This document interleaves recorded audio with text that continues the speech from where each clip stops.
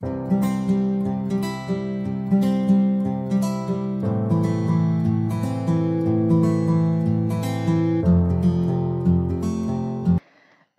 বন্ধু বান্ধৱীসকল, জেৰাগীতিলৈ আপোনালোকক স্বাগতম। আমি ক্ৰমাগতভাৱে ইণ্ডিয়ান হিষ্ট্ৰী পাৰ্টটো আলোচনা কৰি আছোঁ। বৰ্তমানলৈকে আমি পাই আহিছোঁ যে চৌহান বংশৰ ৰজা ফিৰাজ চৌহানৰ সময়ত মহম্মদ গৰীয়ে আক্ৰমণ কৰি 1192 চনত তৰাইনৰ দ্বিতীয় যুদ্ধত পৃথ্বীৰাজ চৌহানক হত্যা কৰে। ইয়াৰ পাছত 1194 চনত চন্দ্ৰবাৰা যুদ্ধত জয়চন্দ্ৰক হত্যা কৰে আৰু সেই অংশটো তেওঁৰ অধীনলৈ নিয়ে। ইয়াৰ পাছত তেওঁৰ এজন গোলাম কুতুবুদ্দিন ऐबকক তেওঁ শাসনভাৰ দিয়ে আৰু সেই কুতুবুদ্দিন ऐबকেই গোলাম বংশৰ প্ৰতিষ্ঠা কৰে। আজি আমি সেই গোলাম বংশৰ পৰা আৰম্ভ কৰি যিসকল দিল্লীৰ সুলতান বা দিল্লীত শাসন কৰিছিলে তেওঁলোকৰ বিষয়ে আলোচনা কৰিম। দিল্লীৰ সুলতানসকলে 1206 পৰা 1526 লৈকে শাসন কৰিছিলে, প্ৰায় 350 বছৰ। কিন্তু এই দিল্লীৰ সুলতানসকলৰ একেটা ৰাজবংশই শাসন কৰা নাছিলে, তাত ক্ৰমান্বয়ে 5টা ৰাজবংশই শাসন কৰিছিলে। সেইকেইটা হৈছে গোলাম বংশ, খিলজী বংশ, তুগলক বংশ আৰু সৈয়দ বংশ, লোদী বংশ। ঠিক আছে, সেই গোটেইকেইটাকে আমি একেলগতে দিল্লী সুলতান বুলি কওঁ, কাৰণ তেওঁলোকৰ দিল্লী বা দিল্লীৰ আশে-পাশে ৰাজধানী আছিলে, সেইকাৰণে তেওঁলোকক দিল্লী সুলতান বুলি কোৱা হয়। ফাৰ্ষ্ট আহিলে গোলাম বংশ। গোলাম বংশই শাসন কৰিছিলে 1206 পৰা 1290 লৈকে। তেওঁলোকক গোলাম বংশ বুলি কোৱাৰ মূল কাৰণ হৈছে এই কুতুবুদ্দিন ऐबক মহম্মদ গৰীৰ এজন গোলাম আছিলে আৰু তেওঁৰ জীয়েকক বিয়া কৰাইছিলে। পাছত যিখিনি ভাৰতৰ অংশ মহম্মদ গৰীয়ে জিকিছিলে সেইখিনি কুতুবুদ্দিন ऐबকক দি দিছিলে আৰু তাতে তেওঁ শাসন কৰিছিলে। কুতুবুদ্দিন ऐबকে নিজে সুলতান উপাধি গ্ৰহণ কৰা নাছিলে, তেওঁ মালিক হিচাপে বা মালিক নামেৰে তেওঁ শাসন চলাইছিলে। তেওঁ ফাৰ্ষ্ট ৰাজধানী আছিলে লাহোৰত। কুতুবুদ্দিন ऐबকৰ সেনাপতি আছিলে বখতিয়াৰ খিলজী, যিজনে আমাৰ অসমো আক্ৰমণ কৰিছিলে। যেতিয়া পিঠু ৰজা হৈ আছিলে সেই সময়তে তিব্বত যোৱাৰ পথত আমাৰ অসমখন আক্ৰমণ কৰি গৈছিলে। কুতুবুদ্দিন ऐबকৰ বহুতকেইটা ভাল গুণ আছিলে, সেইকেইটাৰ ভিতৰত এটা অন্যতম হৈছে তেওঁ দুখীয়াক বহুত দান কৰিছিলে, সেইকাৰণে তেওঁক লাখ বক্সা বুলি কোৱা হয়। আৰু ইয়াৰ উপৰিও মানে যেতিয়া দুখীয়া বা কিবা সমস্যাৰ সৃষ্টি হয় ন, তেওঁ আগে ভাগে উপস্থিত হৈছিলে, সেইকাৰণে তেওঁক হাতিম বুলি কোৱা হৈছিলে। উপৰিও যিখন কোৰাণ, সেই কোৰাণখন তেওঁ গোটেইখন মুখস্থ আছিলে, সেইকাৰণে তেওঁ কোৰাণ খান উপাধি পাইছিলে। তেওঁ 3টা নাম পালো, লাখ বক্স, হাতিম আৰু কোৰাণ খান। ঠিক আছে, তেওঁৰ ৰাজসভাত 2জন লেখক আছিলে। এইটো সুধি থাকে দেই, মিনহাজ উ চিৰাজ তেওঁ তবাকে নাছৰীৰ লিখিছিলে, যিজন এজন বিখ্যাত ইতিহাসকাৰ। মানে যি সময়ত গৌৰী আমাৰ ভাৰতলৈ অহা নাছিলে বা ভাৰত কেনেকৈ আক্ৰমণ কৰিছিলে এই সকলোবিলাক তেওঁৰ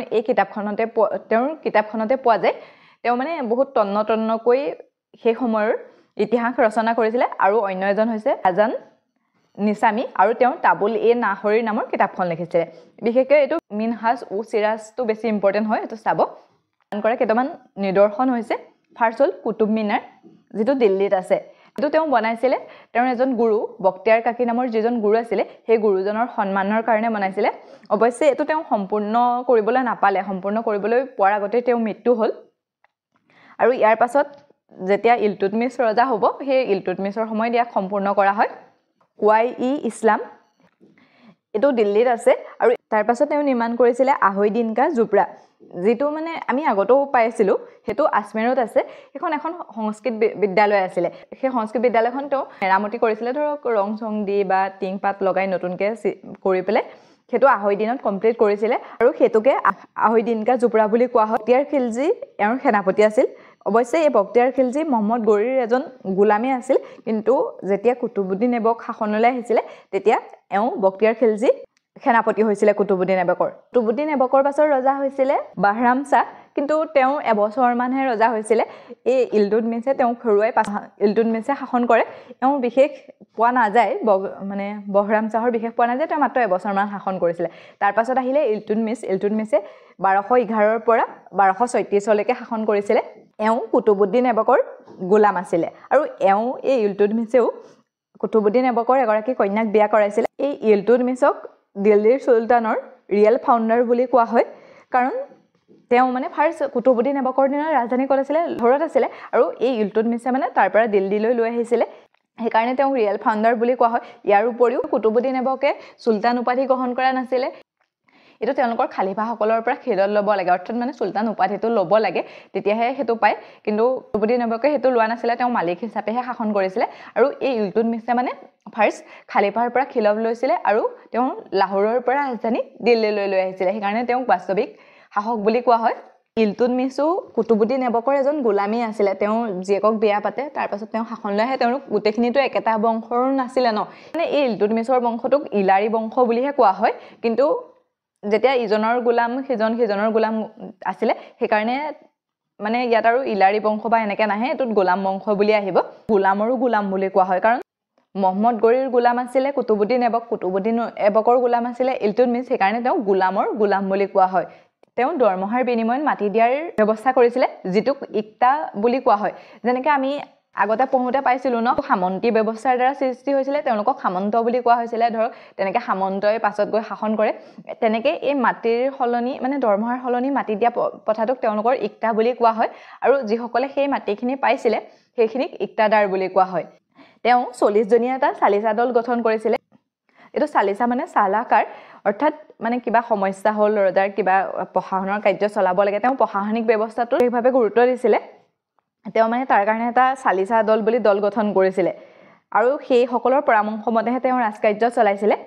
ইয়াৰ উপৰিও তেওঁ ৰেড ক্লথ সিস্টেম নামৰ এটা প্ৰথা প্ৰচলন কৰিছিলে তাৰ জৰিয়তে কি হয় যদি কোনোবা কাৰোবাৰ সমস্যা হয় সেই সমস্যাটো তেওঁ শুকুৰবাৰ দিনাখন যিটো নামাজ হয় সেই নামাজৰ দিনাখন ৰঙা কাপোৰ পিন্ধি আহিব লাগে আৰু তেওঁ সমস্যাটো ক'ব লাগে যদি তাতে সমাধান হৈ যায় হৈ গ'ল যদি সমাধান নহয় সেইটো ৰজাৰ গুৰিলৈ ডাইৰেক্ট আহিব পাৰে তেনেকুৱা এটা ব্যৱস্থা প্ৰচলন কৰিছিলে তেওঁ দুই ধৰণৰ মুদ্ৰা প্ৰচলন কৰিছিলে সেইকিটা হৈছে টনকা যিটো ৰূপৰ বা সিলভাৰৰ আছিল আৰু জিতাল যিটো কপাৰৰ আছিল 1215 চনত ইলতুৎমিছ আৰু মহম্মদ ঘুৰিৰ গোলাম ইৰালদুজৰ মাজত তৰাইনৰ তৃতীয় যুদ্ধ হৈছিল আগৰ কিখন আপোনালোকৰ মনত আছে নে তৰাইনৰ প্ৰথম যুদ্ধ আৰু দ্বিতীয় যুদ্ধ 1191 চনত পৃথ্বীৰাজ চৌহান আৰু মহম্মদ ঘুৰিৰ মাজত তৰাইনৰ প্ৰথম যুদ্ধ হৈছিল 1192 চনত মহম্মদ ঘুৰি আৰু পৃথ্বীৰাজ চৌহানৰ মাজতে তৰাইনৰ দ্বিতীয় যুদ্ধ হৈছিল আৰু তৃতীয় যুদ্ধখন হৈছিল কাৰ মাজত মহম্মদ ঘুৰিৰ এজন গোলাম আমি আগতে পাই আহিছিলো ন তেওঁৰ চাৰিজন গোলাম আছিল কুতুবুদ্দিন ऐबক বখতিয়াৰ খিলজি ইৰালদুজ আৰু কুবাজা আৰু সেই ইৰালদুজৰ লগতে মানে ইলতুৎমিছৰ যুদ্ধ হৈছিল তেওঁ সিংহাসন মানে কুতুবুদ্দিন ऐबকৰ পাছত তেওঁ সিংহাসন পাব লাগে এনেকুৱা ধৰণে যুদ্ধ কৰিছিল কিন্তু ইৰালদুজ হাৰিছিল আৰু ইলতুৎমিছ জিকিছিল তেওঁৰ সময়ত মংগোলৰ পৰা এজন লোক আহিছিল যাৰ নাম আছিল সিজাউদ্দিন মাকৰণী তেওঁ মানে আহি ৰজাক কৈছিল যে মোক অলপ আশ্ৰয় দিয়ক মোক গুণ্ডা মোৰ পাছত আছে তেনেকৈ সহায় ভিক্ষা কৰিছিল প্ৰথম অৱস্থাৰ ৰজাই তেওঁক সহায় কৰিছিল কিন্তু তেওঁ পাছত গম পালে যে যিজন চংগিজ খান নামৰ মানে কুৰ শাসক আছিল বহুত ভয়ংকৰ শাসক আছিল সেই তেওঁৰ পিছা কৰি আছিল হেতু গম পাই মানে তেওঁ ইয়াৰ পৰা পঠিয়াই দিলে আৰু তেওঁ এই ভাৰতত ইছলামী পদ্ধতি স্থাপন কৰিছিল প্ৰথম মহম্মদ বিন কাছিমে ইছলামী পৰম্পৰা আৰম্ভ কৰিছিল যদিও এওঁ মানে ভাৰতত ইয়াক স্থাপন কৰিছিল আৰু যিটো মকবৰা হয় সেই মকবৰাৰ বনোৱাৰ পদ্ধতি সেই ইলতুৎমিছৰ দিনৰ পৰাই আৰম্ভ হৈছিল মহম্মদ গৰিয়ে যেতিয়া ভাৰত আক্ৰমণ কৰিবলৈ আহিছিল তেতিয়া তেওঁৰ লগত এজন আহিছিল যাৰ নাম আছিল মঈনুদ্দিন চিস্তি আৰু সেই মঈনুদ্দিন চিস্তিৰ মকবৰা বনাইছিল যিটো কাশ্মীৰৰ দৰগাহ বুলি কোৱা হয় তাৰ পাছত শাসন কৰিছিল ৰেজিয়া সুলতানে তেওঁ 1236 পৰা 1240 লৈকে শাসন কৰিছিল যিগৰাকী ভাৰতৰ প্ৰথম মহিলা শাসক আৰু শেষ মহিলা শাসক আছিল আৰু তেওঁ বহুত যোগ্য আছিল মানে মহিলা বুলি এনেকুৱা নাছিল তেওঁ শাসন বেয়া আছিল তেনেকুৱা নহয় তেওঁ যোগ্য আছিল মানে আৰু এই ৰেজিয়া সুলতান ইলতুৎমিছৰ জীয়েক আছিল তেওঁ পৰ্দা প্ৰথা মানি চলা নাছিল পৰ্দা প্ৰথা মানে ধৰক এনেকৈ যে মুখ ঢাকি মেলি থাকে তেনেকৈ সেইবিলাক তেওঁ মনা নাছিল তেওঁ কুবা আৰু কুলাই মানে পৰিধান কৰিছিল এই কুবা মানে হৈছে ব্লেজাৰ নিচিনা যে যেনেকৈ পিন্ধে তেনেকৈ ব্লেজাৰ পিন্ধিছিল আৰু কুলাই মানে হৈছে টুপি এনেকৈ ডাঙৰ টুপি পিন্ধি আছিল তেওঁ মানে এইটো বুজাইছে যে তেওঁ মুখ চুখ ঢাকি থকা নাছিল আৰু তেওঁ ব্লেজাৰ আৰু টুপি ধাৰণ কৰিছিল যিটো তেওঁৰ দেউতাকে আৰম্ভ কৰিছিল চালিচা দল কিন্তু কি হৈছিল চালিচা দলটোৱে ৰেজিয়া সুলতানক সমৰ্থন কৰা নাছিল তো মানে তেওঁ মহিলা হোৱাৰ কাৰণে মানি লোৱা নাছিল আৰু সেইকাৰণে তেওঁ এজন নিজৰ পাৰ্সোনেল সালাহকাৰ ৰাখিছিল যাৰ নাম আছিল মালিক ইয়াতক কিন্তু অইনসকলে মানে তেওঁক ভাল পাই বুলিয়ে প্ৰচাৰ কৰিছিল অৱশ্যে কি হ'ল পঞ্জাবৰ ইক্তাদাৰ আছিল যাৰ নাম আছিল মালিক আলটুনিয়া সেইজনে মানে ৰেজিয়া সুলতানৰ বিৰুদ্ধে মাত মাতিছিল আৰু ৰেজিয়া সুলতানে মানে পটককে যুদ্ধ ঘোষণা কৰি দিলে অৱশ্যে এই তেওঁৰ সালাহকাৰজনে মানা কৰিছিল কিন্তু তেওঁ নুশুনিলে তেওঁ যুদ্ধ কৰিলে গৈ পেলাই তেওঁ হাৰিলে যুদ্ধত যেতিয়া হাৰি পেলাই তেওঁ এটা সিদ্ধান্ত ল'লে যে তেওঁৰ লগতে তেওঁ বিয়া হৈ পেলাই যেতিয়া আহি আছিল তেওঁৰ নিজৰ ৰাজধানীলৈ তেতিয়া সেই চালিচা দলৰ সদস্যই লগ লগাই তেওঁক হত্যা কৰোৱায় তেওঁ তিনি ধৰণৰ পইচা প্ৰচলন কৰিছিলে সেইকেইটাৰ মানে নাম দিছিলে আৰু ন্যায়ৰ ৰাণী ইলতুৎমিছৰ জীয়েক দিল্লীৰ সুলতানৰ মহাৰাণী তাৰ পাছত শাসন কৰিছিলে আলাউদ্দিন মচুক শাহ তেওঁৰ 1240 এডিৰ পৰা 1246 লৈকে শাসন কৰিছিলে এওক গিয়াছুদ্দিন বলবান নামৰ এজন গোলামে হত্যা কৰিছিলে যিজন ইৰাণৰ লোক আছিলে তাৰ পাছত ৰজা হৈছিলে নাছিৰুদ্দিন শাহ আৰু তেওঁ 1246 পৰা 1264 লৈকে শাসন কৰিছিলে নাছিৰুদ্দিন শাহৰ কথা মতে মানে এই গিয়াছুদ্দিন বলবানে আলাউদ্দিন মচুক শাহক হত্যা কৰি তেওঁৰ বিশ্বাস আদায় কৰিলে আৰু যেতিয়ালৈকে তেওঁ ৰজা হৈ আছিল ঠিকই আছিল বিশ্বাস আদায় কৰি তেওঁ লাহে লাহে যেটো চালিচা দল আছিল সেই চালিচা দলত সোমাই পৰে আৰু যেতিয়া শেষত নাছিৰুদ্দিন শাহৰ মৃত্যু হোৱাৰ পাছত গিয়াছুদ্দিন বলবানে মানে নিজকে ৰজা হিচাপে ঘোষণা কৰে ইয়াৰ পাছত গিয়াছুদ্দিন বলবান ৰজা হৈছিল তেওঁ 1264 পৰা 1288 চনলৈকে শাসন কৰিছিল তেওঁ প্ৰকৃত নাম আছিল উলগু খান আৰু তেওঁৰ ফাৰ্ষ্ট পাৰ্চিয়ান সভ্যতাৰ লগত ভাৰতক চিনাকি কৰাই দিছিল যেটো নৰুজ ফেষ্টিভেল আছে যে সেই নৰুজ ফেষ্টিভেলটো তেওঁ ভাৰতত পতাইছিল আৰু হেটো মোগলৰ সময়লৈকে চলি আছিল কিন্তু মোগলৰ সময়ত হেটো বন্ধ কৰে তাৰ এজন ৰজাই হেটো পতা মানে নিষেধাজ্ঞা আৰোপ কৰে আৰু যেতিয়া তেওঁ ৰাজভাৰ গ্ৰহণ কৰিলে তেতিয়াই তেওঁ চালিচা দল নাই বুলি ক'লে মানে তেওঁৰ মতে তেওঁই ঈশ্বৰ আৰু তেওঁ কাৰো পৰামৰ্শ ল'ব নালাগে তেওঁ নিজে সকলোখিনি কৰিব পাৰে সেইকাৰণে চালিচা দলৰ প্ৰয়োজন নাই বুলি চালিচা দল নাইকা কৰি পেলালে আৰু আমি ইয়াৰ আগতে পাইছিলো ন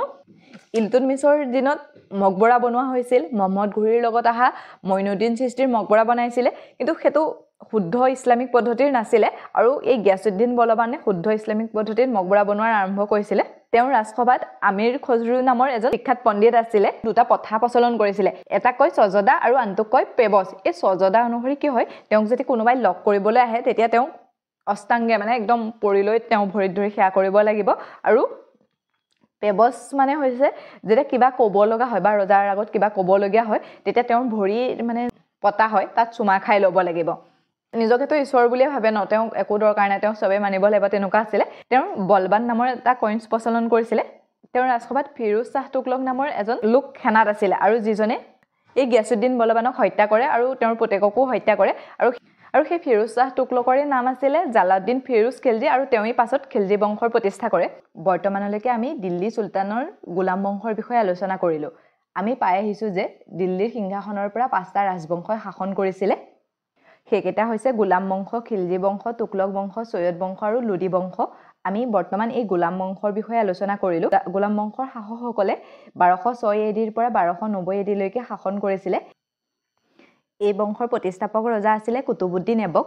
এওঁ মোহাম্মদ গৰিৰ এজন গোলাম আছিল আৰু তেওঁৰ জীয়েকক বিয়া কৰিছিল তাৰ পাছতে তেওঁ মোহাম্মদ গৰিয়ে ভাৰতৰ শাসনভাৰ দি দিছিল তেওঁৰ পাছৰ ৰজা হৈছিল আৰাম শাহ কিন্তু তেওঁ যোগ্য শাসক নাছিল তেওঁ সৰুৱাই ইলতুৎমিছ সিংহাসনত উঠে ইলতুৎমিছে ৰেড ক্লথ সিস্টেম আৰু চালিচা দল গঠন কৰিছিল তেওঁৰ পাছৰ ৰজা হৈছিল ৰুকনুদ্দিন এওঁ যোগ্য শাসক নাছিল আৰু তেতিয়া ৰাজিয়া সুলতান সিংহাসনত উঠে তেওঁ ভাৰতৰ প্ৰথম আৰু শেষ মহিলা শাসক আছিল ৰজা হৈছিল বাহৰাম শাহ আলাউদ্দিন মচুক শাহ নাছিৰুদ্দিন শাহ এই নাছিৰুদ্দিন শাহৰ কথা মতে গিয়াছুদ্দিন বলবানে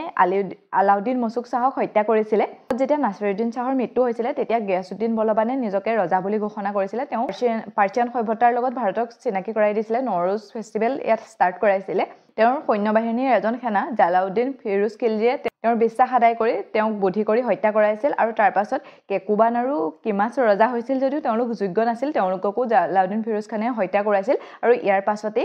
দিল্লী সুলতানত খিলজি বংশৰ স্থাপন হয় ইয়াত কোৱা হৈছিল ইজনে সিজনক হত্যা কৰিয়ে ৰজা হৈছিল কিন্তু তেওঁলোকক গোলাম বুলি কোৱা হৈছিল তেওঁলোকে নিজৰ বংশটোৰ নাম সলাই দিয়া নাছিল কিন্তু জালাউদ্দিন ফিৰোজ খানে যেতিয়া সিংহাসনত উঠিলে তেওঁ বংশটোৰ নাম সলাই দিলে আৰু তেতিয়াৰ পৰাই খিলজি বংশ ষ্টাৰ্ট হ'ল খিলজি বংশৰ ৰজাসকলে 1290 এডিৰ পৰা 1320 এডিলৈকে শাসন কৰিছিল তেওঁলোকে দিল্লী সুলতানৰ যিসকল ৰজাই শাসন কৰিছিল যিকেইটা বংশই শাসন কৰিছিল সেইকেইটাৰ ভিতৰত আটাইতকৈ কম দিন শাসন কৰিছিল খিলজি বংশই এই বংশৰ আমি এতিয়া পাই আহিছো এই বংশৰ প্ৰতিষ্ঠাপক হৈছে জালাউদ্দিন খিলজি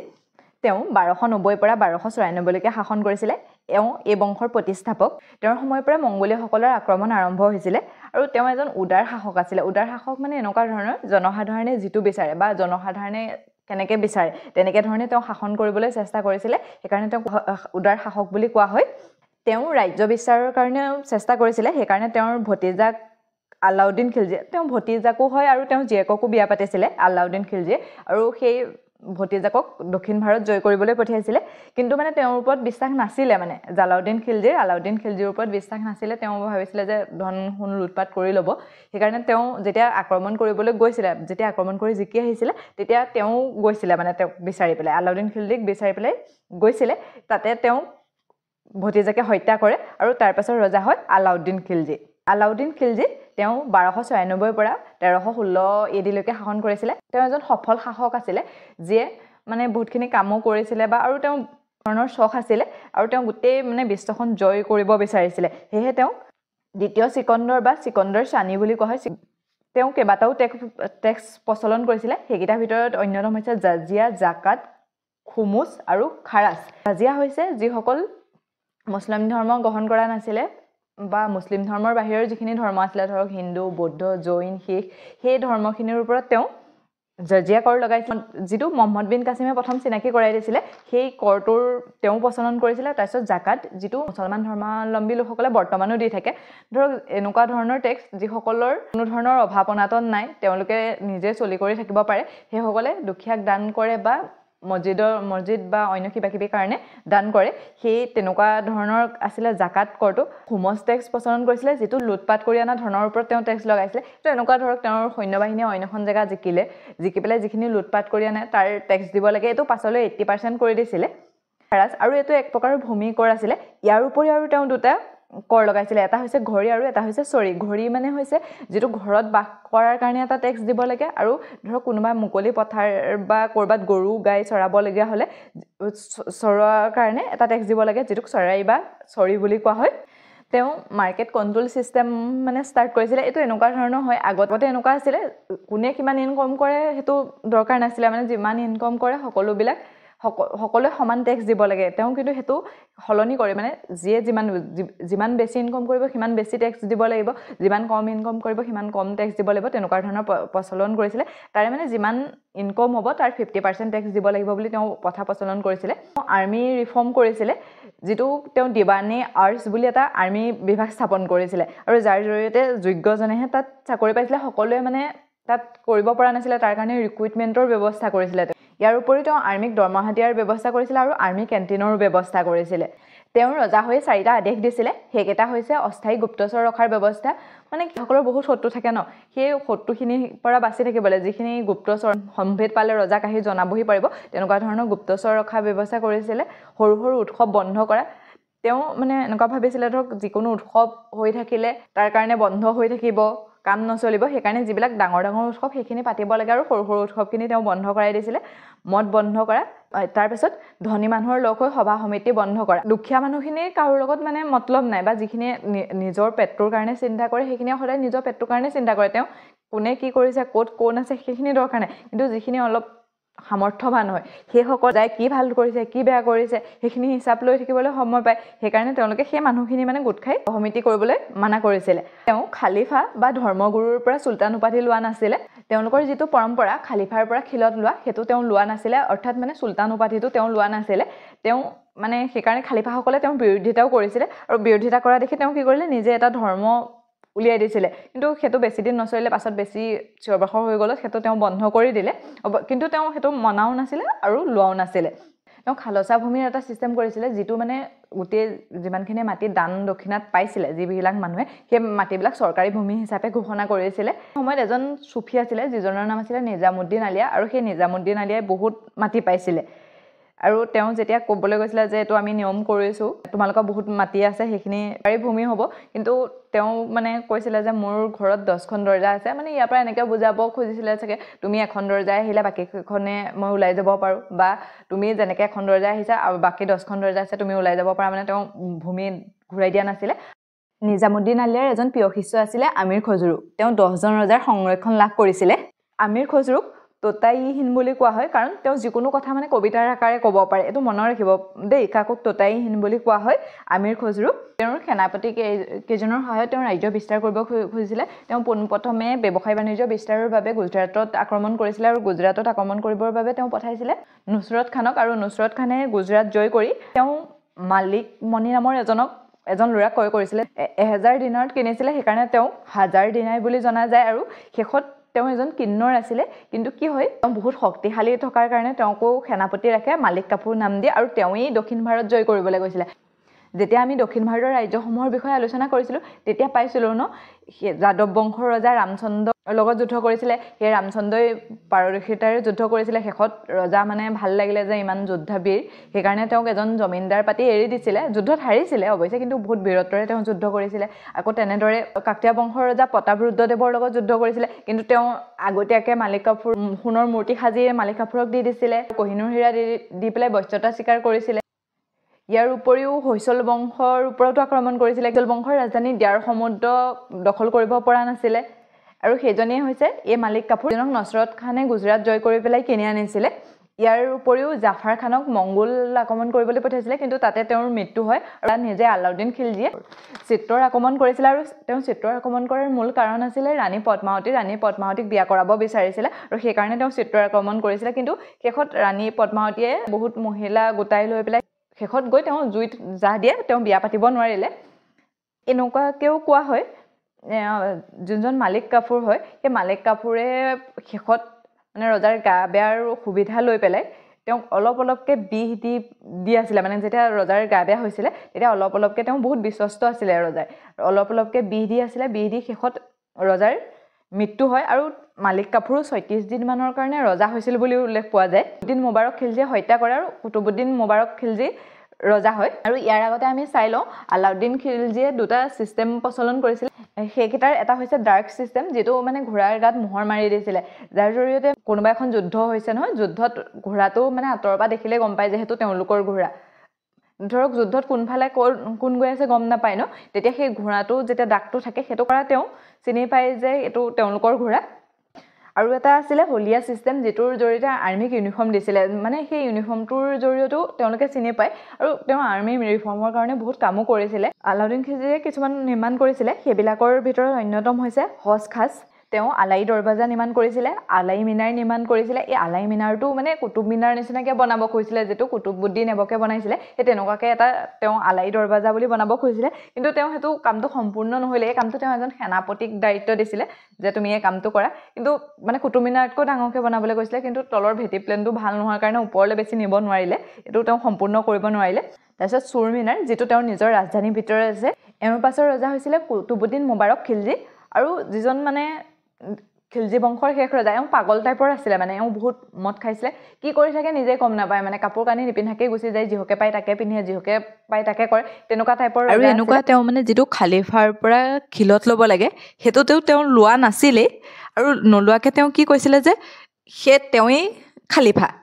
ঠিক আছে তেওঁৰ তাত এজন গাজী মালিক নামৰ লোক আছিলে যিয়ে কি কৰে মানে খসৰু খান নামৰ এজন সেনাক উচতাই থাকে যে তোমালোকৰ ৰজা এনেকুৱা কিবা কিবি তেনেকুৱা কৈ থাকে আৰু শেষত কি হয় সেই খসৰু খানে ৰজাক হত্যা কৰে আৰু সেই গাজী মালিকে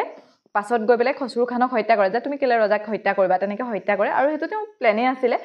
সেই গাজী মালিকেই তুগলক বংশৰ প্ৰতিষ্ঠাপক গিয়াছুদ্দিন তুগলক বৰ্তমানলৈকে আমি গোলাম বংশ আৰু খিলজী বংশৰ ৰজাসকলৰ বিষয়ে আলোচনা কৰিলো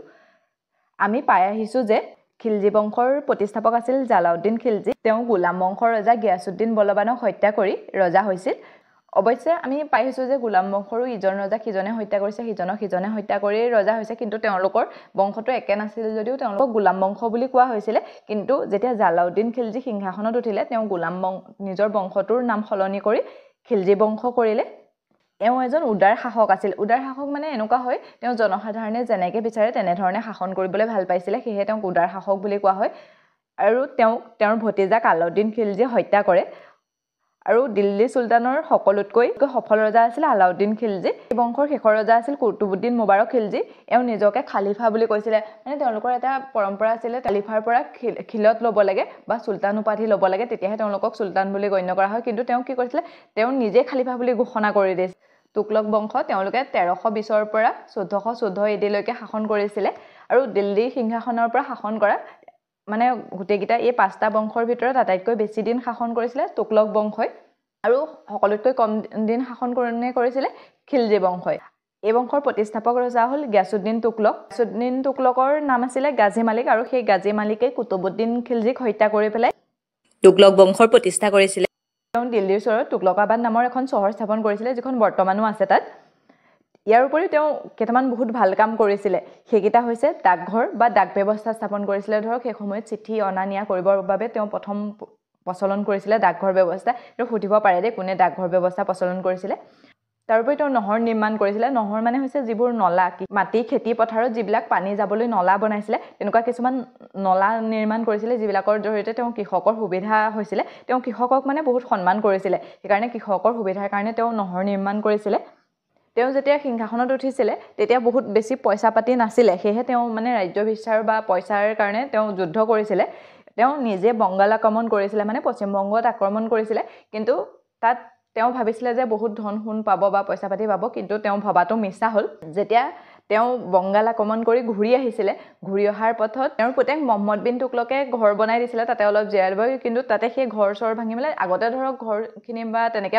অলপ দেৰি ৰ'বৰ কাৰণে যিটো ঘৰ বনাই দিছিলে সেইটো বাঁহ বা কাঠৰ এনেকুৱাই আছিলে সেই ঘৰৰ ভিতৰতে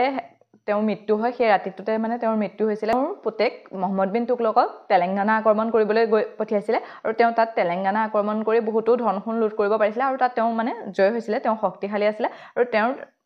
তেতিয়াৰ নাম আছিলে জোনা খান মানে মহম্মদ বিন তুগলকৰ নাম আছিলে জোনা খান আৰু তেওঁকেই তেলেংগানা আক্ৰমণ কৰিবলৈ দিছিলে যেতিয়া তেওঁ তেলেংগানা আক্ৰমণ কৰি জয় হৈছিলে তেতিয়াহে তেওঁ মহম্মদ বিন তুগলক নাম লৈছিলে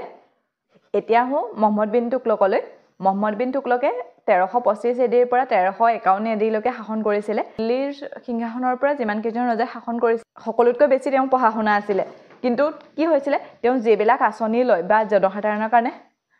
যিবিলাক কাম কৰে সেই কামবিলাকত সকলোতে ভুল হয় মানে সেইকাৰণে তেওঁক পাগল ৰজা বুলি কোৱা হয় এইখিনিতে এটা কথা কৈ থওঁ আমাৰ মানে তিনিজন ৰজাৰ নাম সোধে এয়া মহম্মদ বিন তুগলকক পাগল ৰজা বা ৰক্তপিয়াসু ৰজা বুলি কয় মানে জনসাধাৰণৰ তেজ শুহি খোৱা তেওঁ মানে যি আঁচনিয়ে লয় সেইটোৱে ভুল হয় মানে বহুত পঢ়া শুনা আছিলে যদিও যিবিলাক কাম কৰিছিলে তেওঁ ভাল নাছিলে এতিয়া কম তেওঁক পাগল ৰজা বুলি কয় মোগলৰ দুজন ৰজা আছে এইখিনিতে কৈ থৈছোঁ মোগলৰ এজনক কয় লম্পট মূৰ্খ ৰজা যাৰ নাম আছিলে জাহাদাৰ শ্বাহ তেওঁ এতিয়াৰ নহয় বাৰু ইয়াৰ পাছত আহিব কিন্তু কৈ থৈছোঁ তেওঁ কি হৈছিলে ইংৰাজ আহিছিলে তেতিয়া ইংৰাজক টেক্স মানে ইয়াত ব্যৱসায় বাণিজ্য কৰোঁতে টেক্স ফ্ৰী কৰি দিছিলে শেষত গৈ তেওঁহে ইংৰাজক টেক্স দিবলগীয়া হৈছিলে সেইকাৰণে তেওঁক লম্পট মূৰ্খ ৰজা বুলি কোৱা হয় আৰু এজনক কোৱা হয় ৰংগিলা ৰজা বুলি কয় আৰু তেওঁৰ নাম আছিলে মহম্মদ শ্বাহ তেওঁ মোগলৰ সময়ে আছিলে তেওঁ এনেকুৱা মানে ৰাজসভাত এনেকুৱা এটা নিয়ম কৰিছিলে যে তেওঁ 500 মিটাৰ ওচৰলৈকে কোনো মতা মানুহ আহিবই নোৱাৰিব তেওঁৰ ওচৰে পাজৰে সকলো মাইকী মানুহ থাকিব আৰু ইতিহাসকাৰে এনেকৈও কৈছে যে তেওঁ কাপোৰ পিন্ধিবলৈ ভালেই পোৱা নাছিলে তেনেকেই তেওঁ ঘূৰি ফুৰিছিলে এতিয়া সেইটো সুধিব পাৰে দেই পাগল ৰজা বা ৰক্তপিয়াসু ৰজা বুলি মহম্মদ বিন তুগলকক কোৱা হয় কাৰণ তেওঁ যিবিলাক আঁচনি লৈছিলে সেইবিলাক ভুল হয় তাৰপিছত লম্পট মূৰ্খ ৰজা বুলি জাহাদাৰ শ্বাহক কোৱা হয় আৰু ৰংগিলা ৰজা বুলি মহম্মদ শ্বাহক কোৱা হয় এতিয়া তেওঁ মানে কি কাম কৰিছিলে তেওঁৰ ৰাজধানী দিল্লীৰ পৰা দেৱগিৰি বা দলতাবাদলৈ নিছিলে সেইটো সুধিব পাৰে কোনে দিল্লীৰ পৰা দলতাবাদলৈ নিছিলে কিন্তু নিছিলেহে নিছিলে সেইটো তেওঁ কমপ্লিট নহ'লেগে কি হ'ল তেওঁ যেতিয়া লৈ গৈছিলে যেতিয়া দিল্লীৰ পৰা দলতাবাদলৈ যাব লাগে সেই মাজত তাপ্তি নদী বিন্ধ্যাচল পৰ্বত সেইবিলাক আছে আৰু গোটেই সৈন্যবাহিনীবোৰ সেই সময়তো খোজকাঢ়িয়ে যাবলগীয়া হয় বা ৰজা আগে গৈছে তেনেকৈ যাওঁতে গৰম দিন আছিলে আৰু ৰাস্তাত মানে ইমান দূৰ খোজকাঢ়ি যাওঁতে ইমান গৰমত মানুহ নৈ পৰ্বত পাৰ হৈ যাওঁতে বহুত মানুহ মৰি থাকিলে তেওঁ যেতিয়া গম পালে যে মানুহখিনিতো মানে মৰি গৈছে তেতিয়া তেওঁ ক'লে আকৌ বলা মানে ইয়াৰ পৰা গুচি ঘূৰি যাওঁ আকৌ দিল্লীতে ৰাজধানী পাতো আকৌ যাওঁতে আকৌ মৰিলে ধৰক তেওঁ এফালেও নহ'লে সেইফালেও নহ'লে এতিয়াতো চাবলৈ গ'লে ৰাজধানী এটা একেদিনাখনেই হৈ যাব বুলি কথা নহয় ন আজি ৰাজধানী এটা বনাওঁগৈ বুলিতো ক'ৰবাত বনাবগৈ নোৱাৰে তাৰ কাৰণেতো তেওঁ প্লেন লাগিব সেইটোত তেওঁ তেনেকৈ হৈ গ'ল মানে তেওঁ যিটোকে কাম কৰে তেওঁক ভাগ্যই মানে তেওঁক সহায় নকৰে অৱশ্যে তেওঁ এইটো ভাবি পেলাই ৰাজধানীটো স্থানান্তৰ কৰিছিলে সেই সময়ত মংগোলীয়সকল বহুত শক্তিশালী আছিলে যাতে তেওঁলোকৰ ৰাজধানীটো মংগোলীয়সকলে সহজতে আক্ৰমণ কৰিব নোৱাৰে সেইকাৰণে তেওঁ দলতাবাদলৈ নিয়াৰ ব্যৱস্থা কৰিছিলে কিন্তু তাত নহ'লে টোকেন কাৰেঞ্চি প্ৰচলন কৰিছিলে তেওঁ যোনটো খুচুৰা পইচাৰ সলনি নোটৰ ব্যৱহাৰ কৰিছিলে যিটোক টোকেন কাৰেঞ্চি বুলি কোৱা হয় এইটো সুধিব পাৰে কোনে টোকেন কাৰেঞ্চি প্ৰচলন কৰিছিলে আৰু ইয়াৰ উপৰিও তেওঁ তামৰ মুদ্ৰা প্ৰচলন কৰিছিলে যিবিলাক সাংকেতিক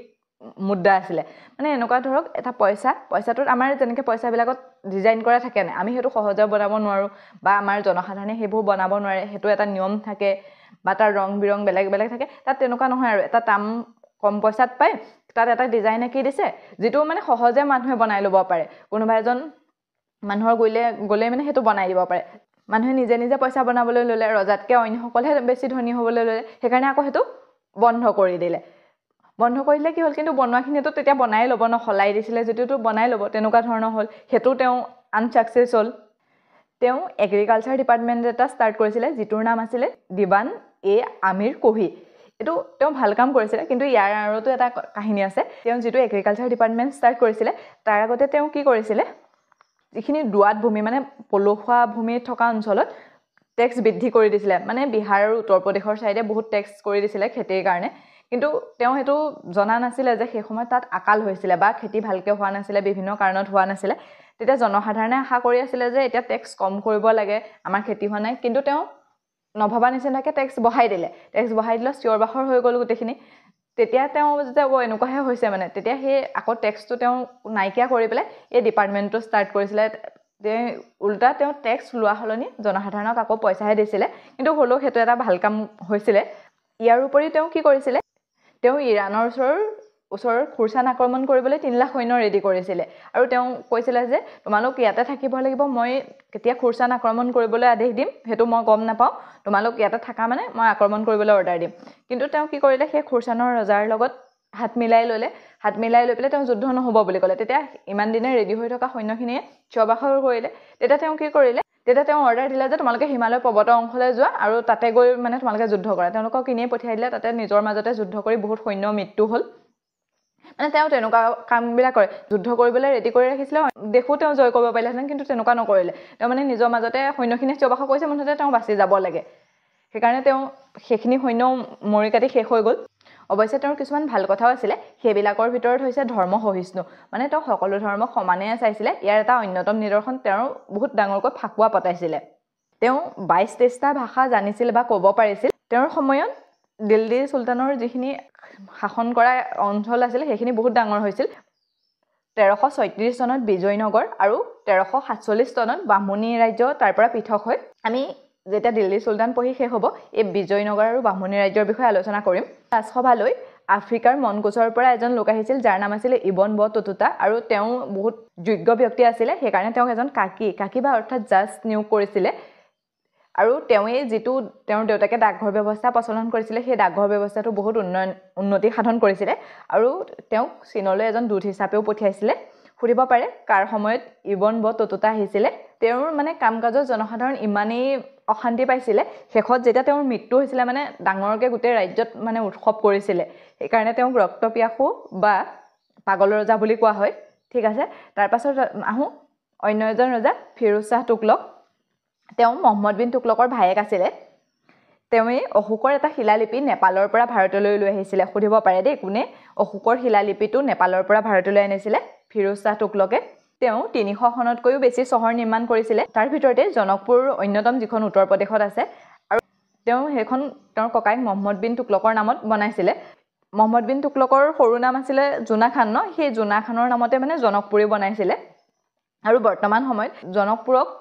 ভাৰতৰ চিৰাচিন বুলি কোৱা হয়। সুধিব পাৰে কোনখন চহৰক মানে চিৰাচিন বুলি জনা যায়? জনকপুৰক। ই শিক্ষাৰ কেন্দ্ৰ হয়। এওঁ হিন্দুৰ কিছুমান গ্ৰন্থ ফাৰ্চী ভাষালৈ অনুবাদ কৰিছিলে। মানে তেওঁ প্ৰথম অৱস্থাত ধৰ্মবিলাকক বেয়া পোৱা নাছিলে বা সকলোকে সমান বুলিয়ে ভাবিছিলে। তেওঁ সেই ধৰ্মগ্ৰন্থবোৰো অনুবাদ কৰিছিলে, কিন্তু কি হ'ল, সেইবোৰলৈ চিঞৰ-বাখৰ লাগিলে। মানে এওঁ এনেকুৱা কাম কৰিছে, এইটো ভাল নাই হোৱা বা এনেকুৱা ধৰণৰ চিঞৰ-বাখৰ হ'ল। সেইটো খঙতে তেওঁ কি কৰিলে, যিটো জজিয়া কৰ আছিলে, যিসকল মুছলমান লোক নহয় তেওঁলোকৰ ওপৰত যিটো কৰ লগোৱা আছিলে, সেই কৰটো প্ৰথম অৱস্থাত শিশু, ব্ৰাহ্মণ, মহিলা, বিকলাংগ সেইবিলাকৰ ওপৰত লগোৱা নাছিলে, কিন্তু তেওঁৰ সময়ত মহিলা আৰু ব্ৰাহ্মণৰ ওপৰতো সেই কৰটো লগোৱা হৈছিলে। গিয়াছুদ্দিন তুগলকে যিবিলাক কৃষকৰ সুবিধাৰ বাবে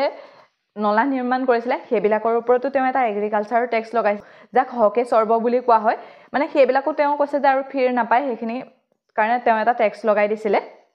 তেওঁৰ লগত 1,80,000 মান গোলাম আছিলে, আৰু সেই গোলামখিনি চাবৰ কাৰণে এটা বিভাগ গঠন কৰিছিলে, যাৰ নাম তেওঁ দিছিলে দিৱানী বন গান।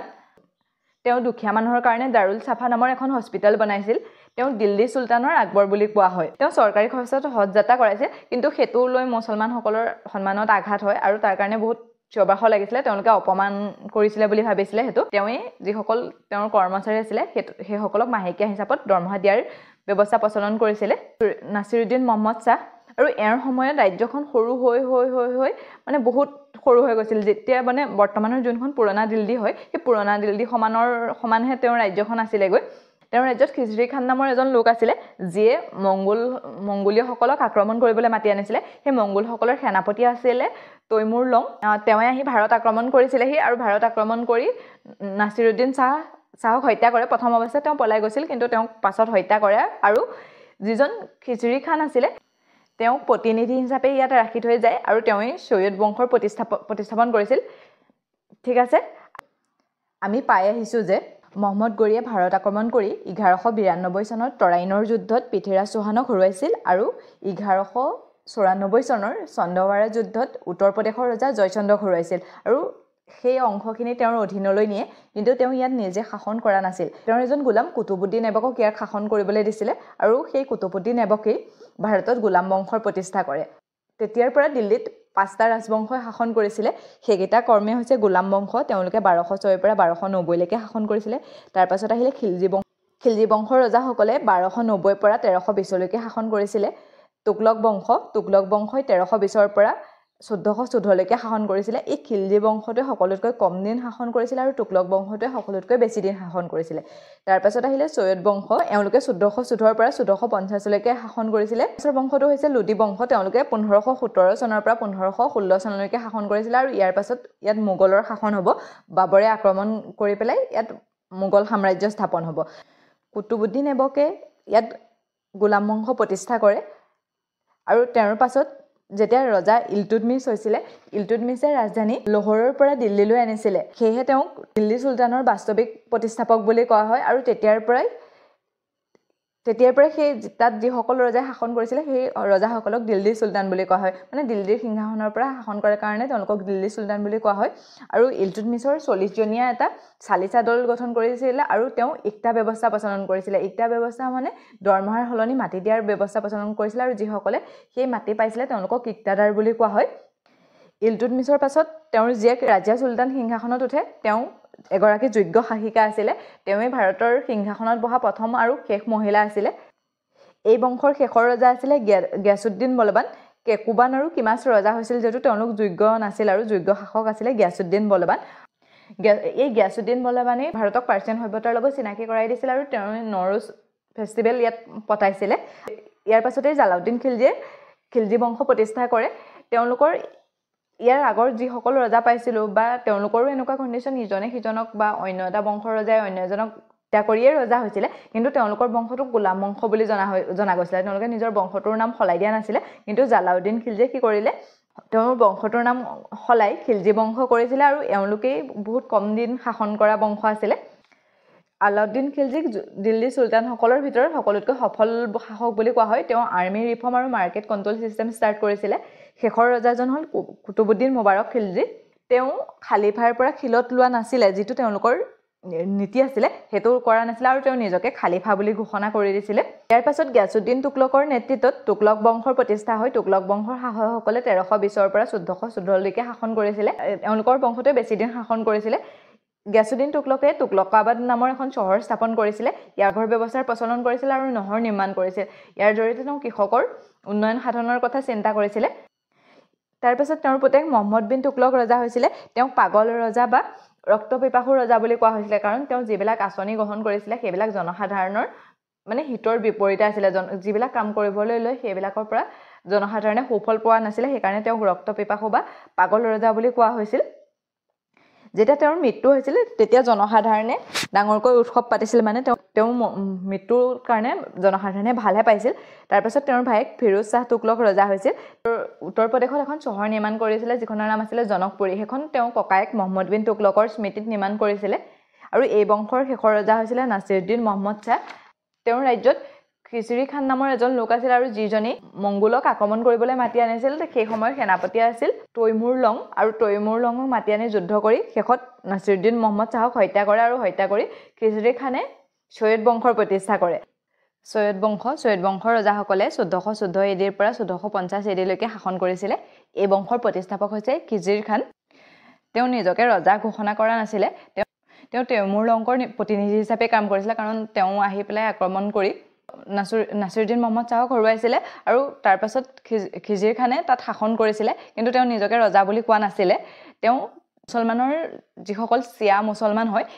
সেই চিয়া মুছলমানৰ প্ৰথম শাসক আছিলে তেওঁৰ পাছৰ ৰজা হৈছিলে মুবাৰক শ্বাহ এও মুবাৰকাবাদ নামৰ চহৰখন স্থাপন কৰিছিলে আৰু শেষৰ ৰজাজন হৈছে আলাউদ্দিন আলম এওঁক বেহলুল লোদীয়ে হত্যা কৰে আৰু লোদী বংশৰ স্থাপন কৰে এই সৈয়দ বংশৰ ইমানখিনি জানিবলগীয়া নাই ইয়াৰ ইম্পৰ্টেণ্ট হৈছে খিজিৰ খান তেওঁ এই বংশৰ প্ৰতিষ্ঠাপক আৰু এই খিজিৰ খানে নিজকে পেগাম্বৰ হয় সেই পেগাম্বৰসকলে তেওঁক কাম কৰিবলৈ পঠিয়াইছিলে বুলি কয় তেওঁ নিজৰ নামত কোনো ধৰণৰ পইচা ছপা কৰা নাছিল আৰু ইয়াৰ উপৰিও তেওঁ খুতবা পঢ়োৱা নাছিলে খুতবা হৈছে মানে নামাজৰ আগত খুতবা পঢ়ে সেই খুতবাত কি কৰে আগতে ৰজাসকলে নিজৰ গুণগান কৰে মানে সেই খুতবা তেওঁ নিজৰ গুণগান কৰা নাছিলে ইয়াৰ পিছত আহিলে লোদী বংশই 1451 এডিৰ পৰা 1526 এডিলৈ শাসন কৰিছিলে বেহলুল লোদীয়ে সৈয়দ বংশৰ ৰজা আলাউদ্দিন আলমক হত্যা কৰে আৰু লোদী বংশৰ প্ৰতিষ্ঠা কৰিছিলে বেহলুল লোদী তেওঁ এই বংশৰ প্ৰতিষ্ঠাপক আছিলে দিল্লীৰ সিংহাসনত বহা প্ৰথম আফগানী শাসক আছিলে মনত ৰাখিব এটো সুধিব পাৰে কোন প্ৰথম আফগানী শাসক আছিলে বেহলুল লোদী বেহলুল কইন্স প্ৰচলন কৰিছিলে যেটো আকবৰৰ সময়লৈকে প্ৰচলন হৈছিলে এটো ইম্পৰ্টেন্ট হয় দেই কোনটো কইন্স বহুত বেছি দিন চলিছিলে যেতিয়া আকবৰ বা মোগল ৰাজবংশৰ ৰজাসকলেও কইন্স প্ৰচলন কৰিছিলে সেই কইন্সটো প্ৰচলন থাকে আৰু মানে বেহলুল লোদীৰ কইন্সটো প্ৰচলন থাকে যেতিয়া শেষত আকবৰৰ সময়ত যোধাবাই আহি সেই বস্তুটো দেখিছিলে তেতিয়া ইয়াক বন্ধ কৰা হৈছিলে তেতিয়ালৈকে এটো চলি আছিল তেওঁ কৃষকসকলক বহুত সন্মান কৰিছিলে নিজকে ৰুৱেট এটো সাল নহয় দে এটো আলা ৰুৱেট আলা বুলি কৈছিলে অৰ্থাৎ মানে কৃষকৰ শ্ৰেষ্ঠ কৃষক বা কৃষকৰ ৰক্ষক বুলি কৈছিলে তেওঁ ৰজা উপাধি গ্ৰহণ কৰা নাছিলে তেওঁৰ পাছৰ ৰজা হৈছিলে সিকন্দৰ লোদী আৰু সিকন্দৰ লোদী এই বংশৰ শ্ৰেষ্ঠ ৰজা আছিলে ইয়াৰ সকলোতকৈ ইম্পৰ্টেন্ট হৈছে তেওঁ 1504 চনত আগ্ৰা চহৰ নিৰ্মাণ কৰিছিলে আৰু 1506 চনত সেই আগ্ৰালৈ তেওঁ ৰাজধানী লৈ গৈছিলে দিল্লীৰ পৰা তেতিয়া মানে আগ্ৰালৈ ৰাজধানীটো গৈছিলে তেওঁ গুলৰুখি নামৰ কবিতা লিখাইছিলে আৰু মহিলাসকলক মাদ্ৰাছা আৰু মকবৰাত যোৱাত তেওঁ বাধা দিছিলে এই বংশৰ শেষৰ ৰজাজন আছিল ইব্ৰাহিম লোদী এই বংশৰ শেষৰ ৰজা হোৱাৰ লগতে দিল্লী সুলতানসকলৰো শেষৰ ৰজা আছিল এওঁ মানে কোনো ভাল পোৱা নাছিল এই সময়ত বাবৰে আক্ৰমণ কৰি ভাৰতত মোগল সাম্ৰাজ্য প্ৰতিষ্ঠা কৰে অৱশ্যে বাবৰে নিজে আহি ইব্ৰাহিম লোদীক আক্ৰমণ কৰা নাছিল তেওঁ মাতি অনা হৈছিল বাবৰ আছিল ফাৰগানাৰ শাসক আৰু এফালে আমাৰ ইয়াত লোদী বংশই দিল্লীত শাসন কৰি আছিল ৰাজস্থানৰ ৰাণা সাংগাই শাসন কৰি আছিল আৰু পঞ্জাবৰ লোদী বংশৰে সুবেদাৰ আলম খান লোদী শাসন কৰি আছিল সেই আলম খান লোদী ৰাণা সাংগা আৰু দৌলত খানে বাবৰক নিমন্ত্ৰণ জনাইছিল কাৰণ মানে বাবৰে ফাৰগানাত শাসন কৰি আছিল মন আছিল যে তেওঁ কাবুল অধিকাৰ কৰিব আৰু কাবুল অধিকাৰ কৰি তাত শাসন কৰিব মানে কাবুল বহুত দেখিবলৈ ধুনীয়া জায়গা তেওঁ সেইকাৰণে তাত থাকিব মন কৰিছিল কিন্তু তেওঁ প্ৰথমতে কি কৰিলে সমৰকন আক্ৰমণ কৰি সমৰকনত তেওঁ জিকিছিল কিন্তু যেতিয়া সমৰকন জিকি তেওঁ তাত আছিল তেতিয়া তেওঁ নিজৰ জায়গা ফাৰগানাত বিদ্ৰোহ হল তেওঁ তাত দমন কৰিবলৈ গল কিন্তু তেওঁ তাত ৰাজ্য হেৰুৱালে আকৌ এফালে যেতিয়া তাত বিদ্ৰোহ দমন কৰিবলৈ গৈছিল সমৰকনত আকৌ বিদ্ৰোহ সৃষ্টি হল